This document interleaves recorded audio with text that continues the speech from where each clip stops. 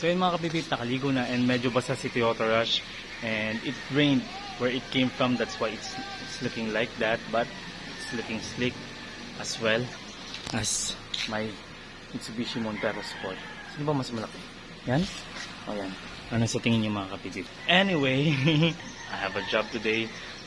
It's been more than 2 months that I've been unemployed and I have a job today. And I like it. Big shout out sa may ari nito, pinaghiraman ko ng Toyota Rush. And I mean, look at that.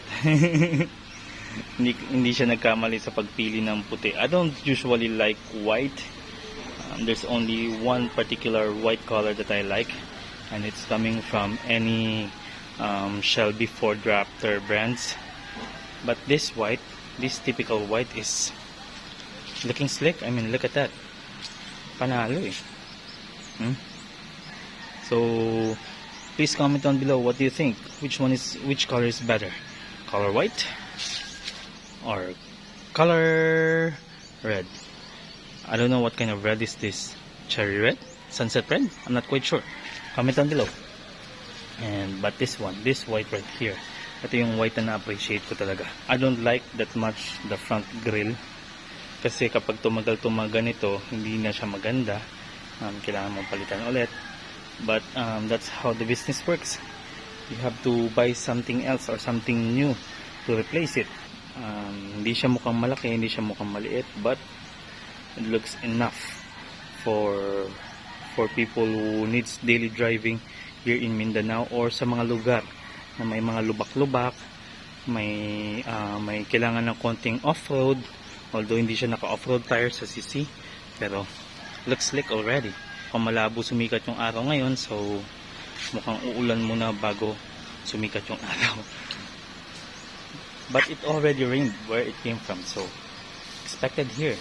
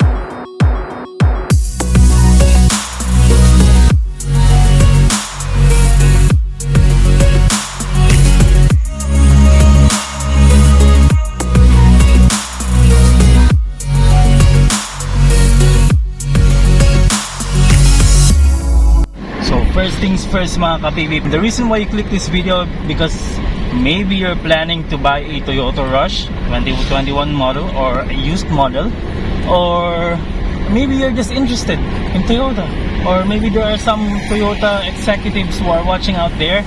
Big shout out sa inyo, sponsor my video. Please. You're already going to notice when it comes to Toyota, mas mahal yung puti nila. I don't know exactly why mas mahal yung puti nila. For many years they've been doing that. I think this is just the year na hindi nila flagship color yung white. So for me lang naman, as a daily user of Toyota, talaga eh. Pero as a long time user of a Toyota vehicle, for me, the reason why mahal yung white nila is because question mark, madali siyang linisin mga kapipip. I've been cleaning this vehicle many times before. Personally me, hindi ako inaabot ng matagal. Although maintindihan mo naman kasi yung sasakyan na katulad ni Monty, which is big, kailangan talagang linisan siya ng pagkaigi-igi. With this kind of vehicle, there's not that much effort mga kapipip. So the white color for Toyota, not just Toyota Rush, but for Toyota, it's easy to clean. They said silver is easy to clean, but for me this white color is easy to clean. It's already 8 a.m. It looks like the sun is not going to be up anytime soon mga kapipip. But it's okay. I can can manage with the weather here in the Philippines. Charot, parang kakalipat ko lang dito eh. Pero yun nga, I can manage the weather here in the Philippines. It's easy to manage. Charot, easy to manage. It's not that easy to manage actually mga kapipip, kasi minsan mainit, minsan maaraw. You cannot tell, but I love my country. And okay lang din talaga kahit na hindi uminit ngayong araw, kasi tipid sa AC. And you know, may mga kapipip, matipid ako ng tao. They say Ilocanos are great hot, but sometimes it's true, sometimes it's not. And me, hindi ako kuripot, matipid lang talaga. I just wanted to utilize my resources properly mga kapipip. And this is one of the main reason why you need to buy a Toyota Rush, not a Toyota Vios. We are comparing the Toyota Rush in other Toyota brands. This is the reason why. It's having a higher ground clearance, and kapag dinaan mo si Vios dito, dapat dahan-dahan ka, kundi may tatamaan kasi lubak-lubak siya, and sometimes may mga rough road din na daan dito sa lugar na to.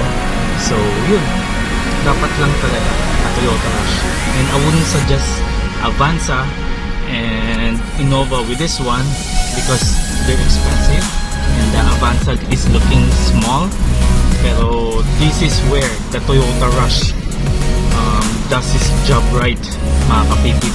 Another example is that the Toyota Vios, dahan-dahan siya sa lubak-lubak kanina, and hindi siya yung tipong pangharabas kumbaga. Anyway, the Toyota Rush starts with less than $1 million mga kapipip. That's its price point, so that's why I'm suggesting it. Wow, may partihan sila. Saan kaya yung party nila? Dami.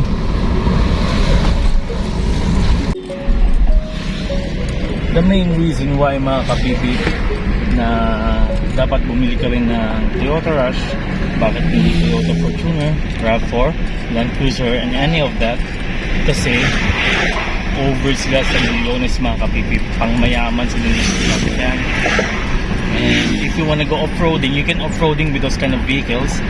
But if you wanna go off-roading and you don't have that much of a budget, I would suggest definitely go with Toyota Rush. Time check mga kapipip, it's almost 9 o'clock, but the sun still couldn't be found. So yun mga kapipip, another thing to mention, that's why you need to buy a Toyota Rush instead of a Toyota Vios and Avanza, is yung handling niya. Kapag nakipagkurbadahan ka kay Toyota Rush, hindi ka niya bibigyan ng pakiramdam or feeling na parang dudulas ka. So it's a big check for me na ganun. And to maneuver the steering wheel mga kapipip, it's so easy, it's so light, hindi ka niya hayaan, hindi ka niya iiwan sa ere. Did I mention mga kapipip na I can connect my music in this vehicle through Bluetooth with my Opera 5 and my Apple iPhone 11 mga kapipip. So you can connect with Apple, you can connect with Android mga kapipip. It's that nice mga kapipip, it's that easy mga kapipip in order for you to connect with this infotainment. And mga kapipip, maganda din yung gauge cluster niya, odometer niya, speedometer niya, tactometer niya, okay siya, ayos. Grabe, taas ng pila, traffic dito mga kapipip, over sa traffic. So yan mga kapipip, yan yung sinasabi ko sa inyo na lubak, na hindi kaya minsan ng mga maliliit na sasakyan katulad ng Vios, pero kaya ni Toyota Rush. So like I said, Toyota Rush is somewhere in the middle, and kakainin niya lang pag ganitong lubak. And kung kay Toyota Vios ko or my Hyundai Accent talaga eh. Ayan, hindi niya kaya yung mga ganang lubak, kailangan dahan-dahan ka talaga. Eh paano kapag nagmamadali ka? So yun, paano kapag hindi traffic? So yun, kayang-kaya talaga ni Toyota Rush yung mga ganang lubak. So this is what I'm talking about mga kapipip, how the Toyota Rush handles the kurbada. I'm going to show you with this kind of speed. bakit nagustuhan ko siya. Ayan, oh. Ayan. Ayan. Minsan one hand lang okay na. And I wouldn't advise doing one hand on a steering wheel, mga kabibib, but like I said, the handling of the Toyota Rush is so easy, so light, so nimble. And did I forget to tell that it will help you with something with the traction? So ayan, ewan ko kung ano to, but I think it will help you on the traction control. And yun nga, like I said a while ago, mga kabibib, the beauty of this ride or this vehicle is that thing. Yung hindi mo na notice pero nandyan para sa'yo for you to be protected. Tulad nga nung parang traction control niya. Ilang beses ko na nagamit sa Toyota Rush in regards of kurbada, in regards of paliko ng mabilis, but didn't fail me. Hindi ko man lang na-feel yung dulas. And I think it has to be something with the traction control. So yun, parang may something to do with the traction siya kasi. Yung revo sa likod ko bumubusina. Bakit daw ako nag-brake? Hindi niya alam, checkpoint na. Yun nga, minsan dahan-dahan ka rin kasi yung bilis ng patakbo mo kailangan talaga may ano. It comes with patience and comfort. Charot. Kailangan yung tipong yung speed mo o yung type of braking mo, it's not included with yung bilis lang. You have to consider it in your mind na dapat anytime pwede ka mag-brake. So that's how you handle a vehicle or even a motorcycle, mga kapitid. So 80 kilometers per hour, kurbada. And I believe there's another checkpoint here. I'm not quite sure. I did hit the brake, pero yun nga. Not even once, mga kapitid, I felt in danger with this vehicle. Kasi nga, maganda talaga yung handling niya. May Hilux sa likod ko, gusto niya overtake. Pero mananalo talaga si Hilux dito sa mga ganitong rough road kasi narinig nyo naman talaga yung alog. Hindi ko ma-deny kay Toyota Rush yun, pero kahit paano kinakain niya. And I've driven my i10 on this one, which you can compare to the Toyota Wigo. And yun nga, hindi kaya ni i10 dito, maalog talaga, as in parang halos lahat mababasag. And si Toyota Rush, nothing, ilamon lang. But look at that area, mga kapipip. Ang ganda-ganda.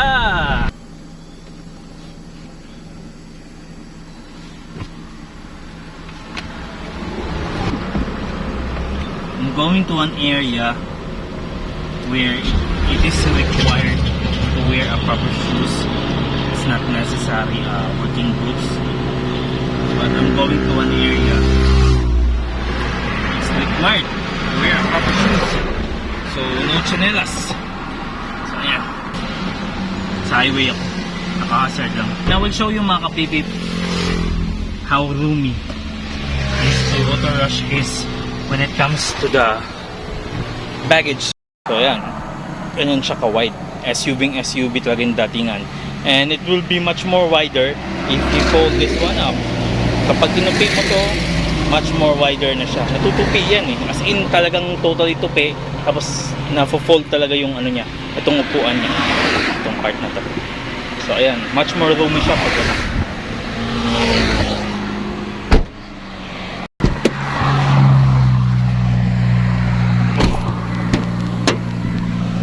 I should mention this one as well, mga kapipip. It's not for big, pasensya na medyo messy ako magtrabaho, pero it's not for big people if you're going to be a passenger. Ginawa mo siyang pang tatluan, it's not nice. But it still fits. It will definitely fit, but it will not be comfortable. Bakit na? Ni minsan hindi niya pinafeel sa'yo na powerless ka or powerless yung vehicle. Actually, kanina pa ako paakyat eh. Hindi ko alam kung hanggang saan tong akyatan na to. Pero yun nga, paakyat ako. And minsan hindi ko siya nagamit sa L. Although nagamit ko siya sa 3 or sa 2, pero hindi ko nagamit yung L niya. And hindi naman necessary. Kasi nga malakas nga siya na makina. For this kind of vehicle, it's okay to have that kind of torque. And it's picking up its pace na kapag umabot na siya ng 60 plus. I'll be putting it to stop kasi medyo packet siya in my Corbada. And yun nga, I'm going to show you something else, the economy mode or the fuel consumption economy mode. Magandang idea to ng Toyota, and I'm not quite sure because I'm not a Toyota owner if they've been practicing this one for a very long time. Pero ayun, magkakaroon siya ng economy mode within ayun 30 kilometers per hour. Diba? And patayan. May isa pa ayan so magpakamatay. So I haven't mentioned mga kapibib na this day, today is something I should be celebrating kasi nakapag-drive na naman ulit ako. Matagal-tagal akong hindi nakapag-drive ng malayo, and I couldn't be driving like this more than 200 kilometers of driving kung hindi ako pupunta sa trabaho. So ayun, I have a work today, a job is needed to be done, so ayun, I'm working, I'm driving, and I like it. Although hindi ko nagagamit si RC, but si RC magagamit din natin yan sooner or later. Ulitin natin yung walang kwentang vlog ko mo.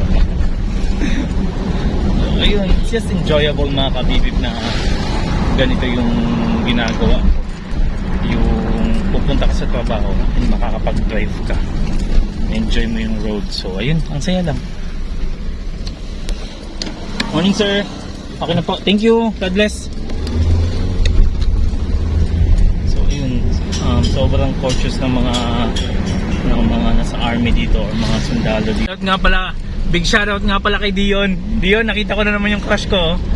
Ay, yung sarap-sarap talaga eh. Gwapo-gwapo talaga eh. Diba? Ford Everest, the old model.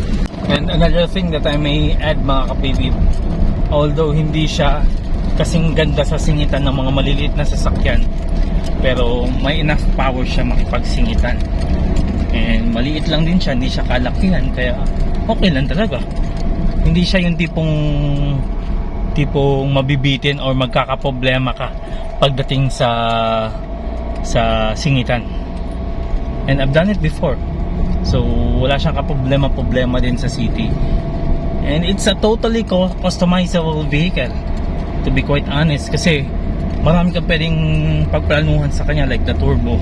Gusto mong magkaroon ng turbo yung ano mo, yung sasakyan mo, or gusto mong ipalift siya kasi maalog naman siya, so palift mo na lang, palitan mo ng malalaking size yung wheels niya, palitan mo siya ng off-road tires, lagyan mo siya ng roof rack. So yun mga kapipip, the Toyota Rush is a customizable vehicle. Nasa sayo na lang yan, nasa artistic mind na lang yan mga kapipip. So ayan mga kapipip, as you see, that's the Avanza. It looks a little bit smaller, bigger than the Wigo, smaller than the Rush and the Innova. Pero yun nga, halos magkapareho lang sila ng makina, ng size ng makina ng Toyota Avanza. So if you're looking for something lighter, go with Toyota Avanza. And much more comfy daw siyang i-drive daw. I've never driven it, but I'd still go with the practical on the price. Kahit na medyo tagtag, mataas yung ground clearance niya. Kasi nga, di ba nga, Toyota Rush, nasa bukidin ka naman, hindi naman pagandahan or pakomfihan yung mga lugar na dinadrive mo. Are you hearing that? Hindi yung AC ah. Ayan, kasi umulan kanina. So yun mga baby, sa wakas umaraw na rin. And it's almost afternoon. It's actually afternoon already. It's 12:38. And yun, bakit ayaw mong bilhin si Toyota Rush? Dahil ba sa gas consumption niya in compared to the Toyota Vios, kaya ayaw mo siyang bilhin? Dahil ba maliit yung passenger seat niya sa back, hindi ganong kalawakan, hindi ganong kaluwagan, kaya ayaw mo siyang bilhin? Or ito talaga yung dahilan kung bakit ayaw mong bilhin si Toyota Rush? ito talaga yung pinaka-reasonable kung bakit ayaw mong bilhin si Toyota Rush. Maarte ka lang siguro talaga. Joke lang mga kabibib.